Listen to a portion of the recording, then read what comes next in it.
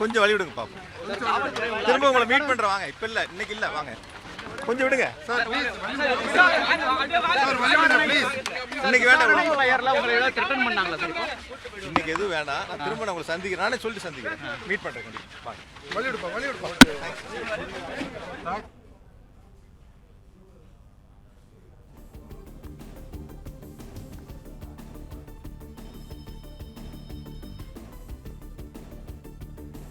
தவிக அரசை கவிழ்க்க சதி செய்ததாக எழுந்த புகாரில் செந்தில் பாலாஜியிடம் திருவல்லிக்கேணி காவல்துறையினர் விசாரணையை நிறைவு செய்துள்ளனர். இது குறித்த கூடுதல் விவரங்களோடு செய்தியாளர் கதிரவன் இணைப்பில் உள்ளார். கதிரவன், இது குறித்தான முழுமையான விவரங்கள் என்ன பதிவு பண்ணலாம்?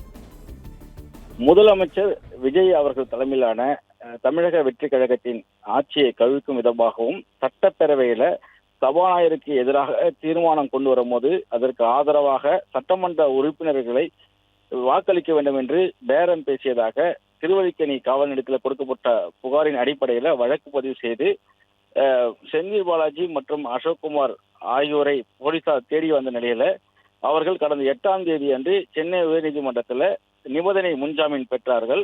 அதற்கான சூரட்டியை நேற்று நீதிமன்றத்தில் சமர்ப்பித்த நிலையில இன்று நீதிமன்ற உத்தரவுப்படி காலை 10:30 மணி அளவில் செந்தில் பாலாஜி அவர்களும் அசோக்குமார் அவர்களும் கையெழுத்திட காவல் நிலையத்துக்கு வருகை தந்தார்கள். சுமார் 2.5 மணி நேரத்துக்கு மேலாக இருவரிடமும் தனித்தனியாக போலீசார் வந்துட்டு விசாரணைகள் நடத்தினார்கள். குறிப்பாக ஏற்கனவே கைது செய்யப்பட்ட திருநாகரசு, ரமேஷ், நரேஷ், கார்த்திக் உள்ளிட்டோர் அசோக்குமாரிடம் நேரடியாக நட்சத்திர விடுதியில் வைத்து பேசியதாகவும் சதி திட்டங்களை தீட்டியதாகவும் மேகாலயா ப்ராஜெக்ட் என்ற பெயர்ல 12 சட்டமன்ற உறுப்பினர்களை வாங்குவதற்காக ஒவ்வொரு சட்டமன்ற உறுப்பினருக்கும் 35 கோடியிலிருந்து 50 கோடி வரை அவர்கள் வந்துட்டு பணம் ஒதுக்கீடு செய்ததும், அதே போல இடைத்தரகராக செயல்படக்கூடிய நபர்களுக்கு ஒவ்வொருவருக்கும் 5 கோடி வரை அவர்கள் வந்துட்டு செலவிட தயாராக இருந்ததாகவும் குற்றச்சாட்டுகளை போலீசார் தெரிவித்திருந்தார்கள். அந்த குற்றச்சாட்டுகள் அடிப்படையில் தான் அசோக்குமார் அவர்களுடைய பெயர் முதல் தகவல் அறிக்கையில் சேர்க்கப்பட்டது. அதன் பின்னாக கைது செய்யப்பட்டவர்களுடன் கிடைக்கப்பட்ட ஆதாரங்கள் மற்றும் வாக்குமூலத்தின் அடிப்படையில் செந்தில் பாலாஜி அவர்களுக்கும் தொடர்பு இருப்பதாக சென்னை திருவல்லிக்கேணி காவல்துறையினர் தரப்புல தெரிவிக்கப்பட்டிருந்தது. அதன் தொடர்பாக தான் அவர்களை தேடி வந்த நிலையில இன்று அவர்கள் வந்துட்டு நீதிமன்ற உத்தரவுப்படி கையெழுத்திட ஆஜராகின்றார்கள். 2 மணி நேரத்திற்கு மேலாக விசாரணையானது நடத்தப்பட்ட நிலையில தற்போது அவர்கள் விசாரணை முடித்து வெளியே வந்தார்கள். செய்தியாளர்கள் எழுப்பிய கேள்விகளுக்கு இன்று பதிலளிக்க அவர்கள் மறுத்த நிலையில பிறகு ஒரு நாள் சந்திப்பதாகவும் அவர்கள் தெரிவித்துவிட்டு அங்கிருந்து சென்றார்கள்.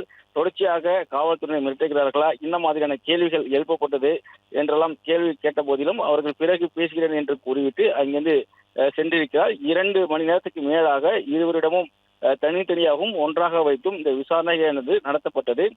1 மாதத்துக்கு மேலாக தலைமறைவாக இருந்த செந்தில் பாலாஜியும் அவரது சகோதரர் அசோக்குமாரும் நேற்று நீதிமன்றத்தில் ஆஜராகி சூரட்டி கொடுத்த நிலையில இன்று அவர்கள் கையெழுத்திட திருவல்லிக்கேணி காவல் நிலையத்துக்கு வருகை தந்தார்கள். அதன் பிறகு காவல்துறையினர், துணை ஆணையர் தலைமையிலான காவல்துறையினர் 2 மணி நேரமாக விசாரணை நடத்திய நிலையில்தான் தற்போது விசாரணை முடித்து இருவரும் அங்கிருந்து புறப்பட்டு சென்றிருக்கிறார்கள்.